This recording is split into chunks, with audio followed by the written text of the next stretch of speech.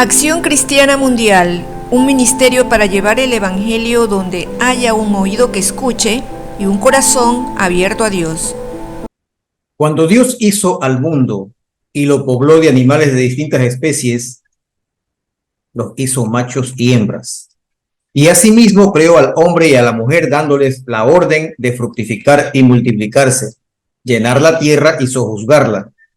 Los dos sexos son complementarios en cada especie para permitir su reproducción y que se mantengan sobre la faz de la tierra. Cada sexo es distinto el uno del otro, pero no ajenos ni antagónicos entre sí, sino por el contrario, el uno hace que el otro pueda existir y garantiza la perpetuación de cada especie.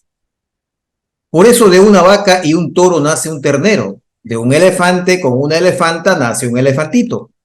Cada especie tiene su particular periodo de gestación que está relacionado con el tiempo de vida fuera del vientre, y también cada sexo tiene sus características que no son simplemente de orden externo, sino que el macho de cada especie tiene un componente de cromosomas diferente de la hembra. De manera que un hombre transexual, así se corte el miembro viril y lo reemplace por una vagina fabricada, así se ponga senos, se haga cirugía plástica y se inyecte hormonas femeninas, siempre será un hombre, y cuando muera, si su cadáver fuese conservado de alguna manera, después de miles de años o más, los científicos podrán determinar que se trataba de un hombre. Igual cosa pasaría con una mujer, que mediante cirugía y hormonas transforme su apariencia en un hombre. Entonces debemos tener en claro que el que nace hombre, muere hombre, y la que nace mujer, muere mujer. Y no existe forma para cambiar la naturaleza sexual de alguien, pero la homosexualidad no es nada nuevo en el mundo. Y la Biblia, tanto en el Antiguo como en el Nuevo Testamento, la condenan frontalmente. El libro de Levítico, que es uno de los 5 libros del Pentateuco, en el cual se establecen leyes y dentro de ellas prohibiciones al pueblo de Dios, encontramos en el capítulo 18, versos 22 y 23 lo siguiente: no te echarás con varón como con mujer, es abominación, ni con ningún animal tendrás ayuntamiento amancillándote con él, ni mujer alguna se pondrá delante de animal para ayuntarse con él, es perversión. Dejando claro con estas palabras que estas prácticas son abominación ante Jehová. Pero revelando además que esto ya sucedía en aquellos tiempos, conforme podemos leer en el siguiente versículo, esto es en el 24, que dice: en ninguna de estas cosas os amancillaréis, pues en todas estas cosas se han corrompido las naciones que yo he hecho de delante de vosotros. Por otro lado, en el Nuevo Testamento, en la primera carta de Pablo a los Corintios, capítulo 6, versos 9 y 10, el apóstol dice: ¿no sabéis que los injustos no heredarán el reino de Dios? No erréis, ni los fornicarios, ni los idólatras, ni los adúlteros, ni los afeminados, ni los que se echan con varones, ni los ladrones, ni los avaros, ni los borrachos, ni los maldicientes, ni los estafadores heredarán el reino de Dios. Es evidente que en esta lista constan otros pecados junto a los afeminados y los que se echan con varones, y no faltan quienes, utilizando la falacia del tuo coque, intentan dar el pseudo argumento de que también los otros tendrían el mismo destino, y no se equivocan.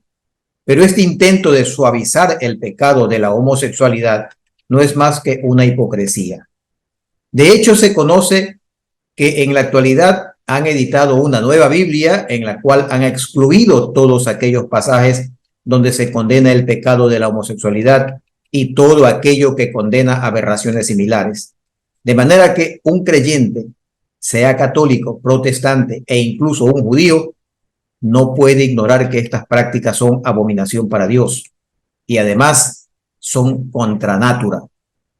Pero hay más en esto, pues detrás del genoma que individualiza a cada uno de los dos sexos hay una esencia bioenergética cuántica, y la complementariedad que se da entre un hombre y una mujer en el acto sexual jamás se podría dar entre 2 hombres o entre 2 mujeres.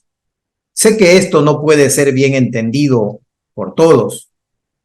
Pero hay una necesidad de indicar que el apareamiento o cópula no es simplemente la ejecución de un acto de placer donde la libido de la pareja se expresa, sino además un intercambio de energías vitales que cuando son iguales, es decir, las dos masculinas o las dos femeninas, se degradan mutuamente, no solo envileciendo a los sujetos involucrados, sino debilitando su vitalidad en un acto contra natura. Sin embargo, hay que admitir que la especie humana es flexible en su psiquis y por tanto en su comportamiento, y tiene la capacidad de violentar su propia naturaleza cayendo en la degeneración y depravación, rompiendo los lineamientos de su especie. Y esto se inició en el mismo jardín del Edén cuando desobedecieron a Dios y tentados por el enemigo de nuestras almas, optaron por escuchar la voz del diablo y seguir sus recomendaciones. Pero Dios nunca ha pasado por alto al depravado o pervertido que afrenta a su creador entregándose a pasiones malsanas. Sin duda es el episodio más representativo del castigo del Señor contra la homosexualidad. Está narrado en Génesis capítulo 19, con el relato de la destrucción de Sodoma y Gomorra, dos ciudades ubicadas en el valle del río Jordán, que habían prosperado mucho materialmente, pero habían caído en una metástasis moral, como quizás hoy ya hayamos llegado. Dice el relato bíblico que la corrupción había llegado a tal grado que Jehová decidió destruir estas localidades por medio del fuego, como en efecto lo hizo, luego de sacar a Lot y a sus hijas y a su mujer del lugar, pues eran lo único rescatable o digno en Sodoma. Ahora bien, este deterioro acelerado de la moral, que bien vale compararlo con una metástasis, también lo es en otras esferas, tales como la música, la pintura, la educación escolar, etc. Es decir, una descomposición a todo nivel, incluyendo al propio ser humano, donde su cuerpo pasó a ser el protagonista, al punto que lo espiritual y trascendental ha pasado a segundo renglón, siendo el cuerpo inclusive una especie de lienzo para cubrirlo de todo tipo de figuras a su gusto. Esta reducción del ser humano a un simple cuerpo es precisamente un fiel reflejo de lo ocurrido en el Edén y una meta de lo fraguado por el diablo para que el hombre se aleje más de Dios y ponga su mirada en lo material. La agenda Progress, que contiene a la llamada ideología de género, tiene muchas páginas y en una de ellas se escribe el deterioro de la naturaleza que Dios puso en el hombre, a quien hizo a su imagen y semejanza. Hoy el hombre ha levantado su mano contra su hacedor, diciéndole algo así como: no está bien lo que has hecho ni cómo lo has hecho, y yo puedo hacerlo mejor. Y lo está haciendo de varias maneras, como es renegar de su sexo y querer cambiarlo o incluso animalizarlo, mutilando su cuerpo para asemejarlo a un felino, un ave o un reptil. La locura de estos tiempos hubiese sido impensable apenas 2 o 3 décadas atrás, y a estas personas las hubieran recluido en un sanatorio mental. Pero esta locura crece y se acelera cada día más. Todo lo que implica la ideología de género es antinatural, loco y perverso, y propende a la destrucción del ser humano, la deconstrucción de la familia y el derrumbe de la sociedad.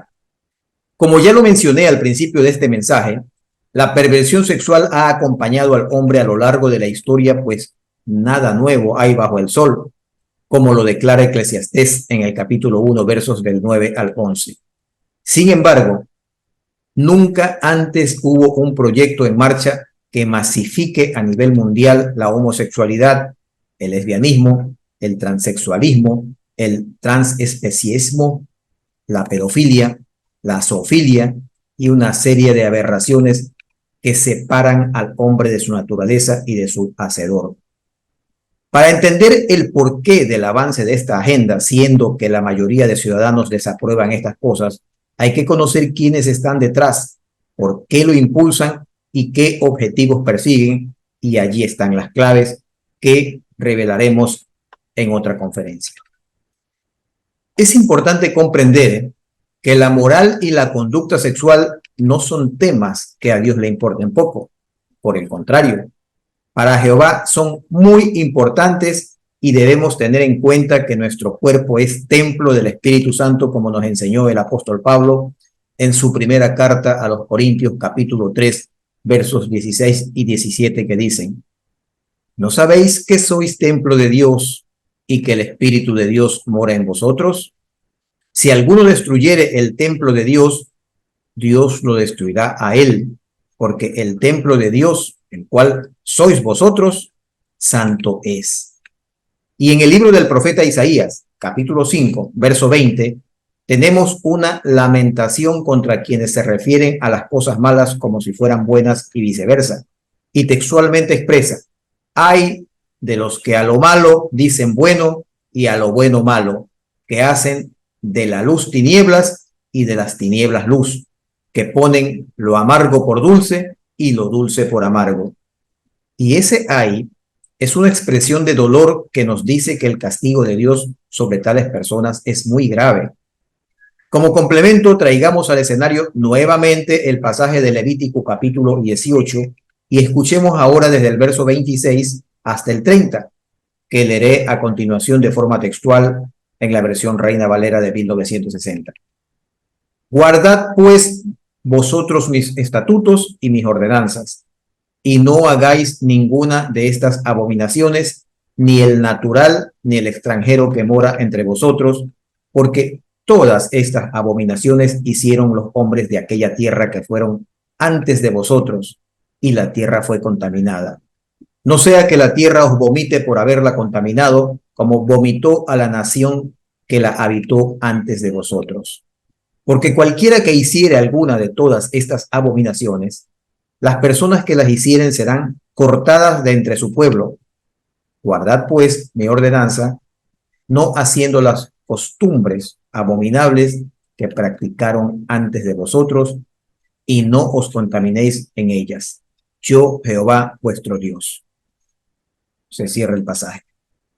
Voy a finalizar este mensaje refiriéndome a la epístola a los Romanos, capítulo 1, versos 26 y 27, que textualmente nos dicen: por esto, Dios los entregó a pasiones vergonzosas, pues aún sus mujeres cambiaron el uso natural por el que es contra naturaleza, y de igual modo también los hombres, dejando el uso natural de la mujer, se encendieron en su lascivia unos con otros, cometiendo hechos vergonzosos, hombres con hombres, y recibiendo en sí mismos la retribución debida a su extravío. Fin de la cita. Y para completar el mensaje de hoy, vayamos al verso 32 que dice: quienes habiendo entendido el juicio de Dios, que los que practican tales cosas son dignos de muerte, no solo las hacen, sino que también se complacen con los que las practican. El mensaje es claro, y el que tenga oídos para oír, que oiga. Oremos. Padre Celestial, enséñanos a vivir correctamente delante de ti, honrándote con nuestro comportamiento, siendo sal de la tierra para batallar contra la putrefacción de este mundo y siendo luz para quienes caminan en la oscuridad hacia la destrucción de su alma. En el nombre de Cristo Jesús. Amén. Si le ha gustado este mensaje, compártalo con amigos y familiares para que este ministerio se expanda, y suscríbase a nuestro canal para no perderse futuros mensajes.